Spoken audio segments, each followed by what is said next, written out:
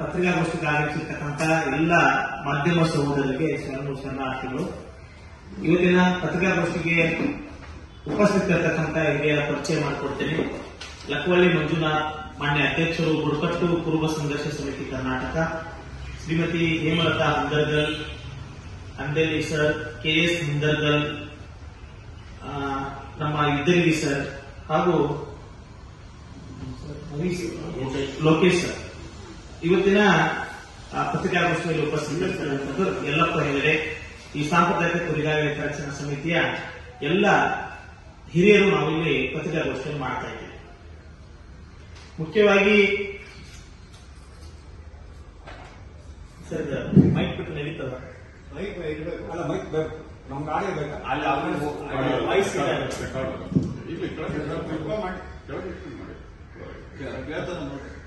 Voice ಇವತ್ತಿನ ಪತ್ರಿಕಾಗೋಷ್ಠಿಯವಾಗಿರ್ತಕ್ಕಂಥ ಮುಖ್ಯವಾಗಿರ್ತಕ್ಕಂಥ ವಿಷಯ ಸಾಂಪ್ರದಾಯಿಕ ಕುರಿಗಾಯಿಗಳ ಹಿತರಕ್ಷಣಾ ಸಮಿತಿಯಿಂದ ನಾವು ಇಂದು ಪತ್ರಿಕಾಗೋಷ್ಠಿಯನ್ನ ಮಾಡ್ತಾ ಇದ್ದೀವಿ.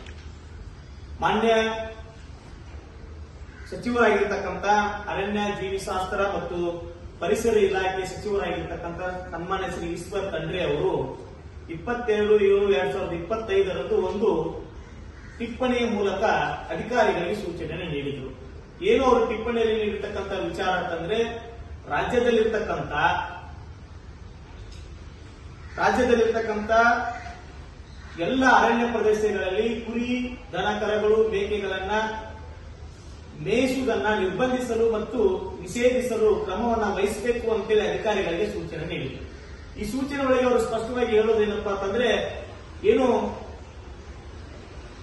ಮಲೆ ಮಹದೇಶ್ವರ ಬೆಟ್ಟದಲ್ಲಿ ಒಂದು ತಾಯಿ ಹುಲಿ ಹಾಗೂ 4 ಹುಲಿಗಳು ಏನು ಒಂದು ವಿಷಪಾಶನವನ್ನ ಮಾಡಿ ಆ ಒಂದು ಹುಲಿಗಳ ಸಾವಿಗೆ ಕಾರಣ ಆಗಿರ್ತಕ್ಕಂಥ ಒಂದು ಕಾರಣವನ್ನು ಇಟ್ಕೊಂಡು ರಾಜ್ಯದಲ್ಲಿರ್ತಕ್ಕಂಥ ಎಲ್ಲ ಅರಣ್ಯ ಪ್ರದೇಶಗಳಿಗೆ ಮೇಯಿಸುವುದನ್ನ ಅವರು ಖಂಡಿಸ್ತೀವಿ ಅಂತಕ್ಕಂಥ, ನಿಷೇಧಿಸ್ತೀವಿ ಅಂತಕ್ಕಂಥ ಮಾತನ್ನ ನಾವು ಖಂಡಿಸ್ತೀವಿ.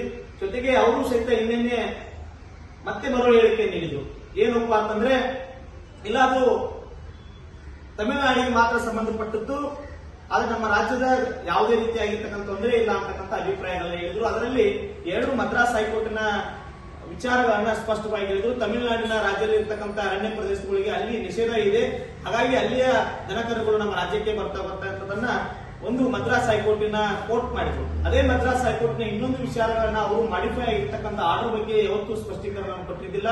ಯಾಕಂದ್ರೆ ಅಲ್ಲಿ ಮದ್ರಾಸ್ ಹೈಕೋರ್ಟ್ ನಲ್ಲಿ ಹೇಳಿರ್ತಕ್ಕಂಥದ್ದು ಏನಪ್ಪಾ ಅಂತಂದ್ರೆ, ಮಾಡಿಫೈಡ್ ಆಸ್ ಫಾಲೋಸ್ ಏನಂತಂದ್ರೆ, ಅಲ್ಲಿಯೂ ಸಹಿತ ಶಾಸನಗಳ ಮೂಲಕ ಅಧಿಕಾರಿಗಳು ಯಾರಿಗೆ ಬೇಕಾದರೂ ಸಹಿತ ಅಲ್ಲಿ ಮೇಯಿಸಲಿಕ್ಕೆ ಪರ್ಮಿಟ್ ಅನ್ನು ಕೊಡ್ಲಿಕ್ಕೂ ಸಹಿತ ಅವಕಾಶ ತಮಿಳುನಾಡು ರಾಜ್ಯದಲ್ಲಿ ಇದೆ. ನಾವು ಕೇಳ್ತಕ್ಕಂಥದ್ದು ನಮ್ಮ ರಾಜ್ಯದಲ್ಲಿರ್ತಕ್ಕಂಥ ಕುರಿಗಾಯಿಗಳಿಗೆ ಸಂಬಂಧಪಟ್ಟಂತೆ ಏನು ಸಚಿವರು ಹೇಳಿರ್ತಕ್ಕಂಥ ಹೇಳಿಕೆಯನ್ನು ಖಂಡಿಸ್ತೀವಿ. ಮುಂಬರ್ತಕ್ಕಂಥ ಅಧಿವೇಶನದಲ್ಲಿ ನಮ್ಮ ಕುರಿಗಾಯಿಗಳ ಒಂದು ಬೇಡಿಕೆ ಇದೆ, ಅದನ್ನ ಲಕ್ಕವಳ್ಳಿ ಮಂಜುನಾಥ್ ಸರ್ ಅವರು ಅದನ್ನ ಸ್ಪಷ್ಟೀಕರಣವನ್ನು ನೀಡ್ತಾರೆ. ಎಲ್ಲರಿಗೂ ನಮಸ್ಕಾರ. ಇವತ್ತು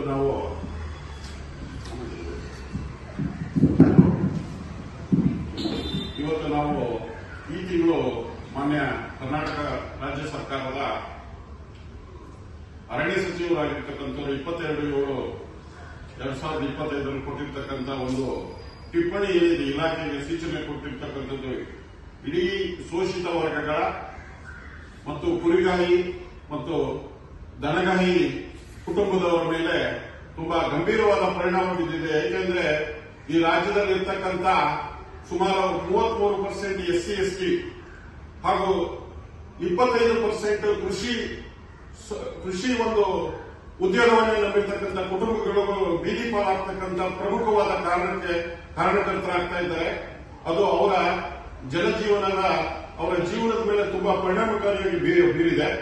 ಹಾಗಾಗಿ ಇದಂತೆ ಇವತ್ತು ಈ ಕರ್ನಾಟಕದಲ್ಲಿ ಮುಖ್ಯವಾಗಿ ಬೇಕಂತಕ್ಕಂಥದ್ದು ಹಸಿರು ಹುಲ್ಲೆ ತುಂಬಾ ಮೂಲಭೂತವಾದಂತಹ ಆಹಾರ ಈ ಪಶುಗಳಿಗೆ ಮತ್ತು ಕುರಿಗಾಯಿಗಳಿಗೆ. ಇವತ್ತು ಅಂಥದ್ರಿಂದ ಏನಾಗ್ತದೆ ಅಂದ್ರೆ, ಬಹುಶಃ ಸರ್ಕಾರ, ಈ ಕರ್ನಾಟಕ ರಾಜ್ಯ ಸರ್ಕಾರ, ಮಾನ್ಯ ಶ್ರೀ ಸಿದ್ದರಾಮಯ್ಯನವರ ಮುಖ್ಯಮಂತ್ರಿಯಲ್ಲಿ ಇರ್ತಕ್ಕಂಥ ಸರ್ಕಾರ ಪಶು ಬಲವರ್ಧನೆ ಆಗಬೇಕು ಅನ್ನೋ ಕಾರಣಕ್ಕೋಸ್ಕರವಾಗಿ ಪಶು ಭಾಗ್ಯ ಅನ್ನೋ ಒಂದು ಸ್ಕೀಮ್ ಅನ್ನು ಕೂಡ ತಗೊಂಡ್ಬಂದಿದ್ದಾರೆ. ಅದಕ್ಕೆ 10 ಕೋಟಿ ಬಜೆಟ್ ಕೂಡ ಅವರು ಮೀಸಲಾತಿ ಇಟ್ಟಿದ್ದಾರೆ, ಹಣವನ್ನು ಕೂಡ ಸುಮಾರು 2014-15 ಸಾಲಿನ ಬಜೆಟ್ ಅಲ್ಲಿ ಪಶು ಭಾಗ್ಯವನ್ನು ತಂದುಕೊಟ್ಟದ್ದು. ಎಲ್ಲ ಭಾಗ್ಯಗಳ ಜೊತೆಲಿ ಈ ಪಶು ಭಾಗ್ಯವನ್ನು ತಂದಿದ್ದು ಕೃಷಿ ಕುಟುಂಬಗಳಿಗೆ ಅಥವಾ ಜಾನುವಾರು ಅವಲಂಬಿತ ಕುಟುಂಬಗಳಿಗೆ ಅವರಿಗೆ ಸುಧಾರಣೆ ಆಗಬೇಕು ಅನ್ನೋ ಕಾರಣಕ್ಕಾಗಿ ಸರ್ಕಾರವೇ 10 ಕೋಟಿ ಇಟ್ಟಿರ್ತಕ್ಕಂಥ ಹಣವನ್ನು ಮೀಸಲಿಟ್ಟು ಮಾಡಿರ್ತಕ್ಕಂಥದ್ದಕ್ಕೆ ಇವತ್ತಿನ ಅರಣ್ಯ ಸಚಿವರ ಒಂದು ಸೂಚನೆಯ ಒಂದು ಆದೇಶ ನಿಜಕ್ಕೂ ಕೂಡ ಈ ಕುಟುಂಬಗಳಿಗೆ ತುಂಬಾ ಹಾನಿಕಾರಕವಾಗಿದೆ. ಹಾಗೂ ಇದರಿಂದ ಪಶುಗಳ ಜಾನುವಾರುಗಳ ಸಂಖ್ಯೆಯಲ್ಲೂ ಕೂಡ ಸುಮಾರು 2019 ಇಸ್ವಿಯಲ್ಲಿ ಒಂದು ಜಾನುವಾರು ಗಣತಿಯ ಪ್ರಕಾರ ಇದ್ದಂತ ಸಂಖ್ಯೆ ಜಾನುವಾರುಗಳ ಸಂಖ್ಯೆ ಈ ಕರ್ನಾಟಕ ರಾಜ್ಯದಲ್ಲಿ 3.3 ಕೋಟಿ. ಅದರಲ್ಲಿ 1.1 ಕೋಟಿ ಪಶು ಮತ್ತು ಹೋರಿಗಳು ಮತ್ತು ಹಸುಗಳು ಮತ್ತು ಹೋರಿಗಳು ಇರ್ತಕ್ಕಂಥದ್ದು. ಅದರಲ್ಲಿ 1.10 ಕೋಟಿ ಇರ್ತಕ್ಕಂಥ ಇವತ್ತು ಕುರಿಗಾಹಿಗಳು. ಇವೆಲ್ಲವಕ್ಕೂ ಕೂಡ ಆಹಾರ ಮೂಲಭೂತವಾಗಿ ಡಿಪೆಂಡ್ ಆಗಿರ್ತಕ್ಕಂಥದ್ದೇ ಹಸಿರು ಹುಲ್ಲು.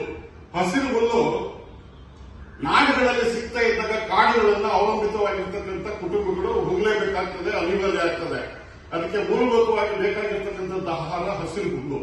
ಹಸಿರು ಗಿಡ ಮರಗಳಿಂದ ದೊರಕಂತ ಎಲ್ಲ ಇದನ್ನು ಕೂಡ ಅದು ಪಡ್ಕೊಳ್ತದೆ.